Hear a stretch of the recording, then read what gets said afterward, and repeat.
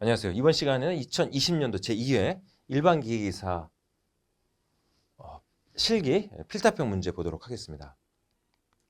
문제 1번입니다. 지름이 40mm인 축의 회전수 900rpm, 동력 30kW를 전달시키고자 할 때 다음을 구하시오. 단 키의 호칭 치수는 b 곱하기 h 12 곱하기 8이고 폭과 높이가 12mm 곱하기 8mm입니다. 키의 허용 전달 능력 타우 A 30MPa, 키의 압축 응력 시그마 CA 80MPa이다 라고 해 주어졌어요. 자, 묻힘키 문제네요. 묻힘키 문제고 묻힘 깊이는 따로 이제 언급이 안 돼 있습니다만 2분의 H가 묻혀 있는 거로 보고 문제를 풀도록 하겠습니다. 1번은 축 토크를 구하고 2번은 키의 길이를 구하라 그랬습니다. 키의 길이는 키의 허용 전달 응력이 주어져 있고 압축 응력이 주어져 있기 때문에 둘 다 계산해서 큰 값을 답으로 선택을 해야 되겠죠. 축 토크는 줄로 구하는 거로 봅니다. 줄로 구하는 거로 보겠습니다. 축 토크는. 그럼 토크 T는 974 곱하기 n분의 h kW 계산하면 킬로그램 포스 메타니까 뉴턴 메타로 계산합니다. 곱하기 9.8분의 n분의 h kW에서 들어가죠.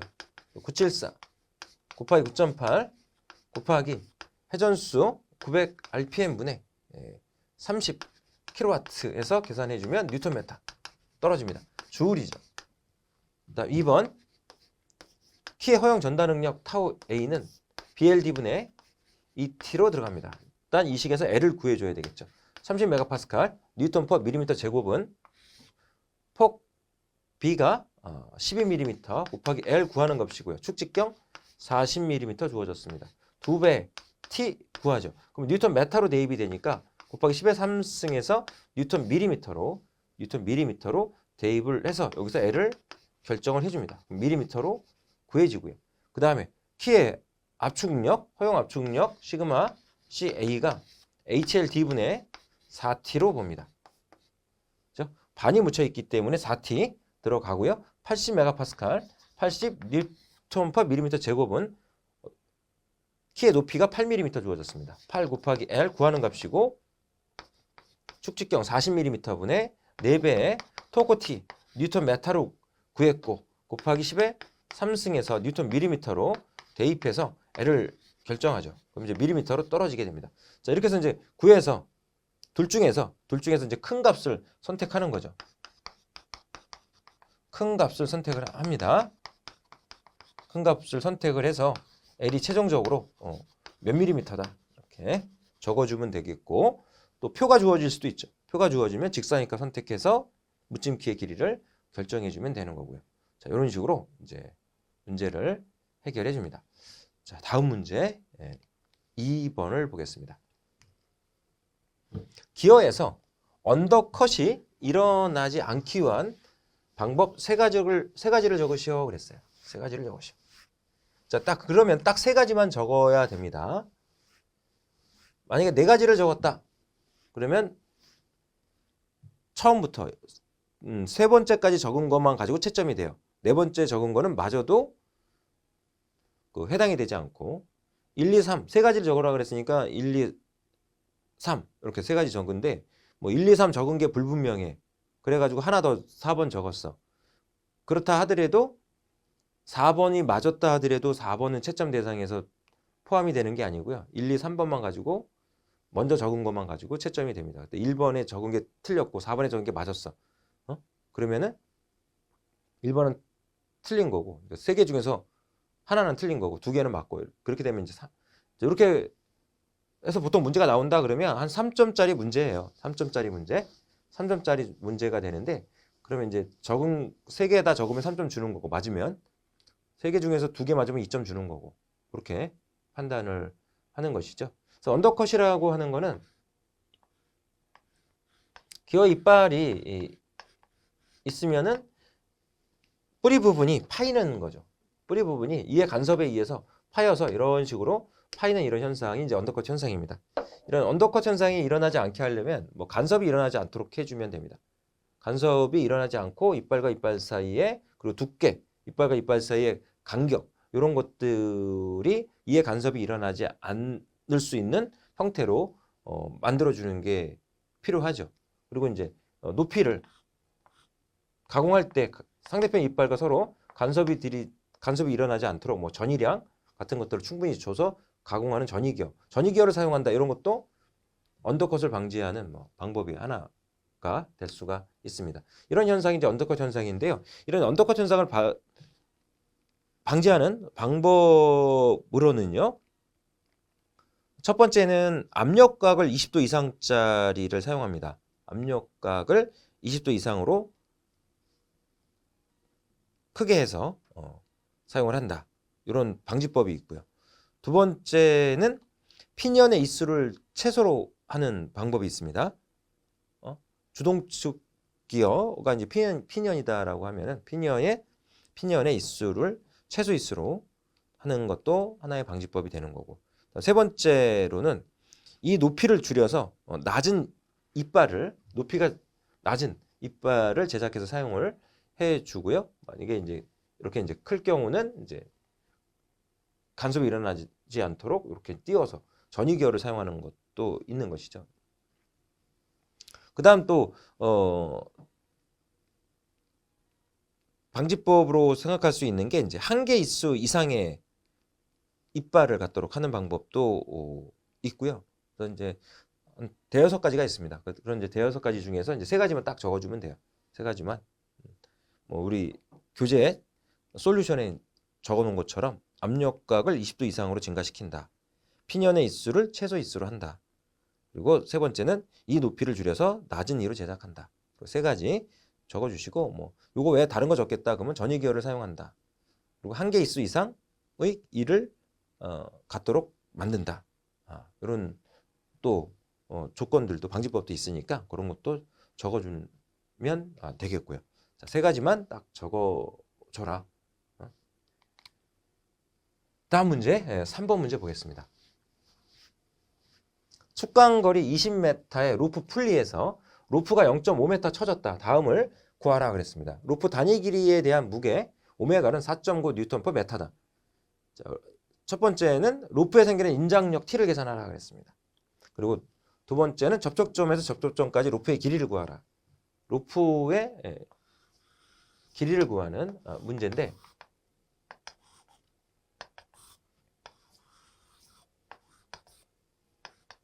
이렇게 이제 로프의 풀리의 지름이 같은 상태에서의 문제죠.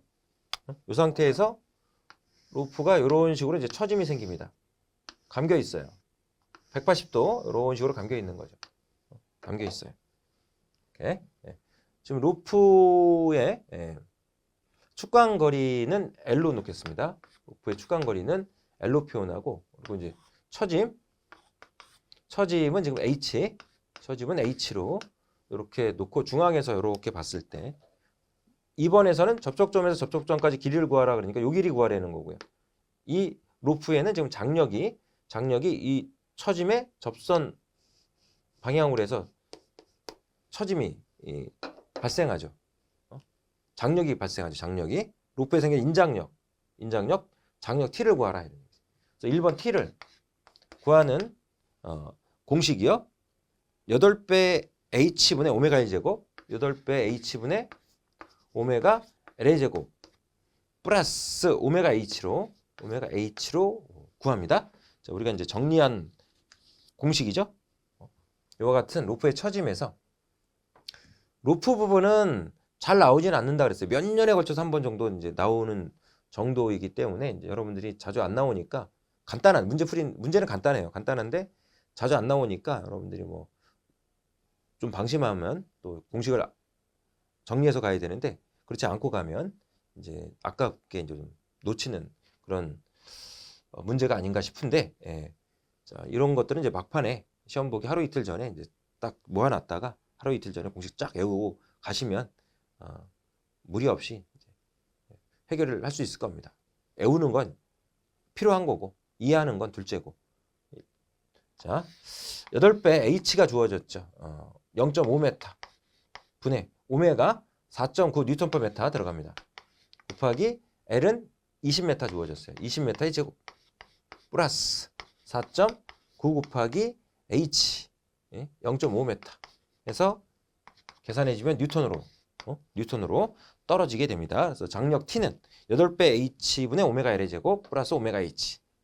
공식을 적용시키면 되겠고, 그 다음에 접촉점에서 접촉점까지 길이, 이 길이를 구하는 공식은 축간거리 L에다가 1 플러스 3분의 8의 L분의 L제곱분의 H제곱이죠.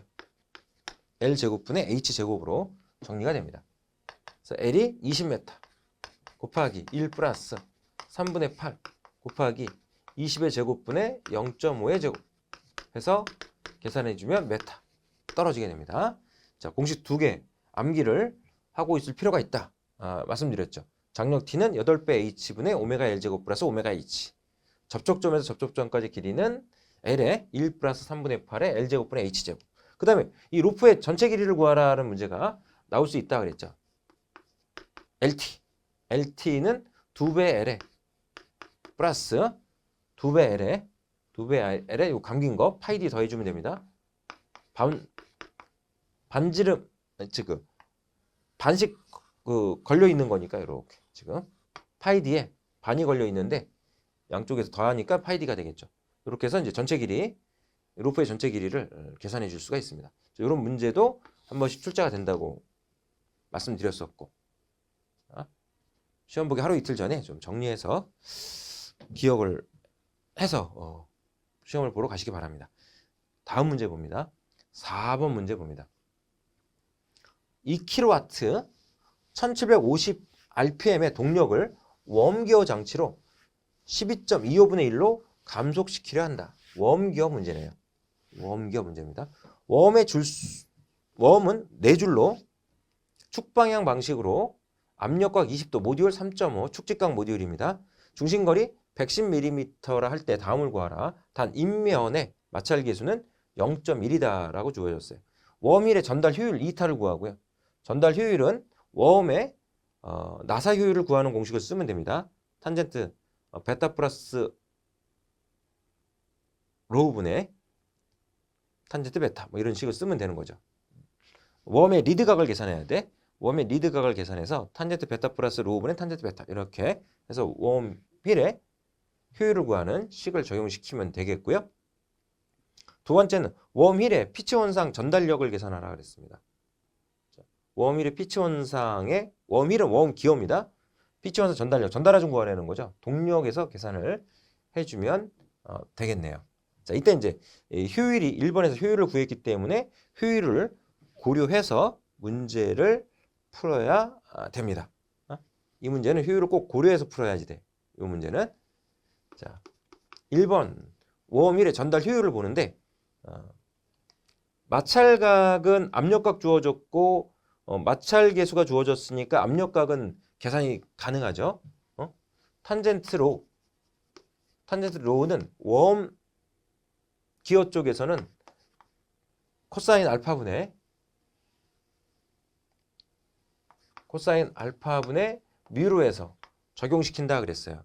지금 웜 기어와 웜 나사가 물리는 그 접촉점이 알파라고 하는 압력각 상에서 접촉이 이루어지기 때문에 코사인 알파가 고려가 됩니다. 그래서 마찰각의 탄젠트 값은 코사인 알파분의 뮤로 해서 여기서 이제 마찰각을 계산을 해 줘야죠.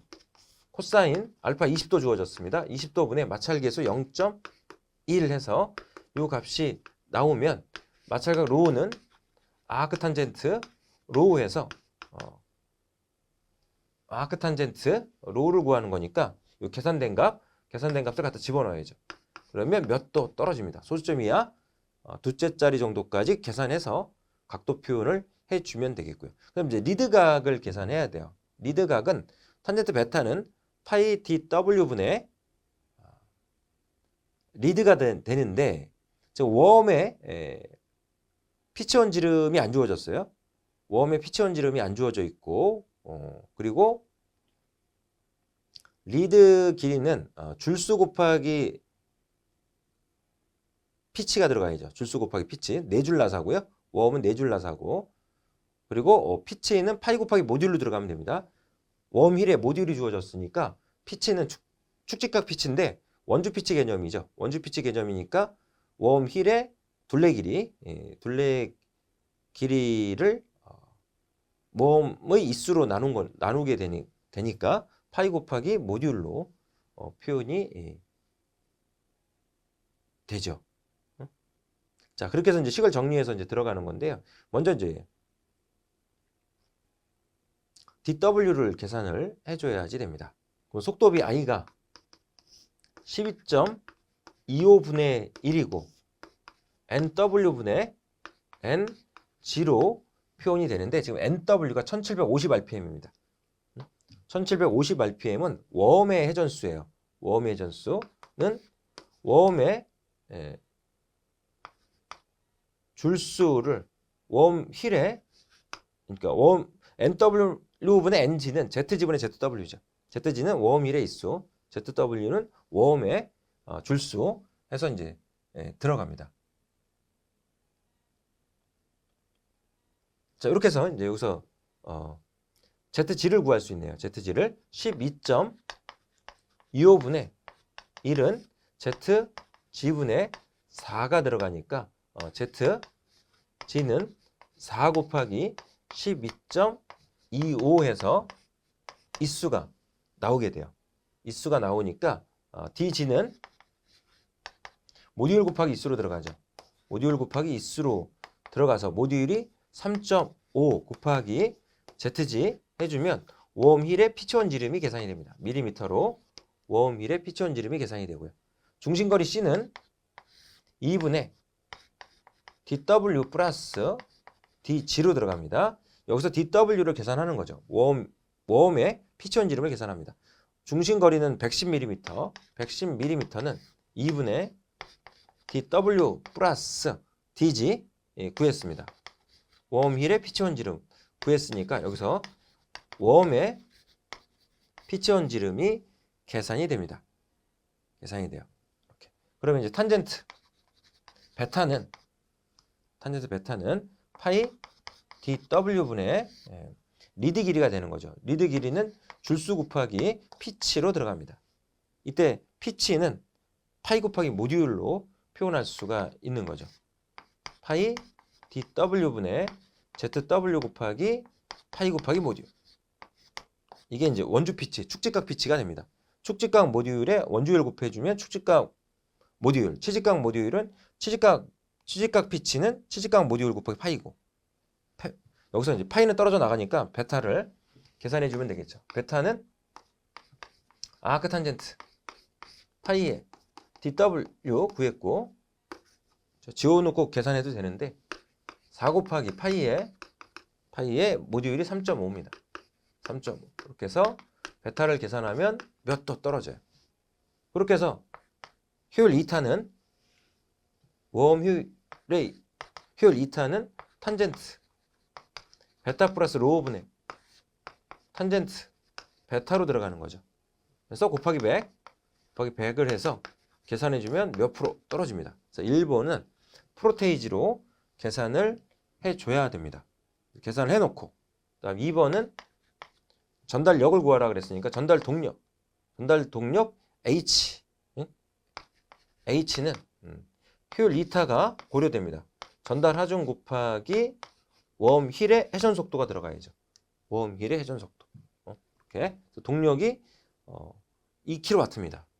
2 곱하기 10의 3승에서 와트로 들어가겠습니다. 전달력이 뉴턴으로 구해지니까 효율 2타 구했고 F 구하는 값이고요. 곱하기 VG는 60 곱하기 1000분의 파이 곱하기 DG 구했습니다. 곱하기 NG를 구해줘야 되네. NG는 NW를 12.25로 나눠야 됩니다. 그러니까 12.25분의 1750rpm 들어가야죠. 1750rpm 이렇게 해서 속도를 메타퍼세크로 계산해 줍니다. VG는 60 곱하기 1000분의 파이 DG 곱하기 NG예요. NG는 속도 B에다가 웜 회전수를 곱해주면 됩니다. 이렇게 해서 구해놓고 들어가도 되겠고, 자, 여기서 F를 계산해주면 뉴턴으로 떨어지는 거죠. 자, 이렇게 해서 이제 문제 4번 문제를 해결해주면 됩니다. 웜 기어 문제예요. 그래서 최근에 보면은 이제 웜 기어가 조금 이제 기어 쪽에서 자주 나오는 편에 있기는 합니다. 뭐 항상 그런 건 아닙니다만 과거에 비해서 보면은 웜 기어에 출제되는 빈도가 조금 잦아졌다. 이렇게 좀 볼 수가 있는 것이죠. 자, 참고해 주시고 다음 문제 5번을 보겠습니다.